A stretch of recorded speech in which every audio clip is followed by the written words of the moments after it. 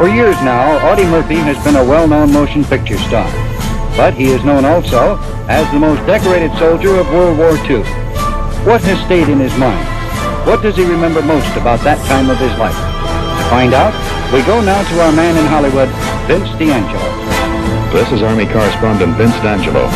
On this Veterans Day, we've moved our Army Hour microphone to Hollywood, California, to talk to a man who is not only well known to the American public, but also highly respected by the military services. He is a major in the United States Army Reserve, America's most decorated hero of World War II. He is motion picture star Audie Murphy. Audie, welcome to the Army Hour. Thanks, Vince. It's nice to see you again. Audie, how long were you in the service? Well, actually, a very short time, Vince, about 3 years, but I assure you it seemed much longer. Did you spend most of your service in Europe? Practically all of it. I had my basic training in Texas and a little bit at Fort Meade, Maryland, and out on to North Africa. You were commissioned right toward the close of the war, weren't you? In 1944, and somewhere up in France. I've forgotten. France all looked the same to me in those days.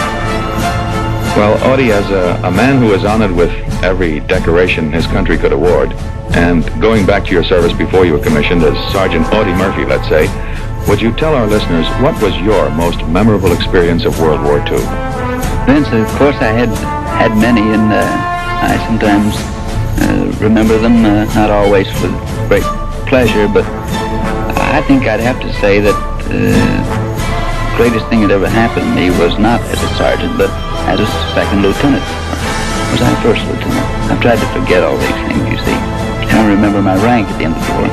I think I was first lieutenant, and this was, I've even forgotten the date, but I was on a train going for a little rest on the Riviera for, about 3 or 4 day pass. And I heard the announcement that the war in Europe was over. And there's nothing that could top that for me.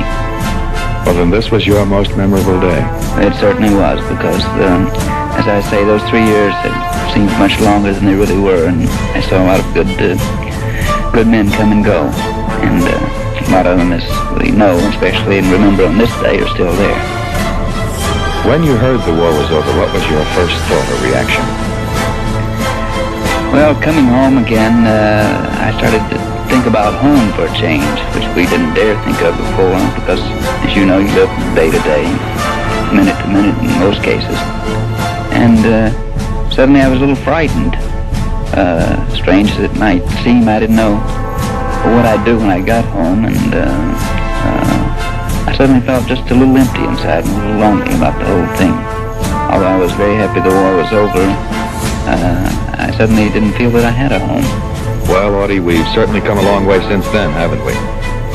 Yes, we have been, and as you well know, our country, and most of the free world for that matter, have taken a long step forward in many fields since World War II, especially in the development of weapons of mass destruction. And I might add that I've seen some of those weapons tested, and believe me, some of them do stagger the imagination. And that's why I think it's very important that each of us, as we honor our veterans on this day, pledge ourselves to keeping our country strong and to even greater support to all branches of our military services. Well, thank you very much, Audie Murphy.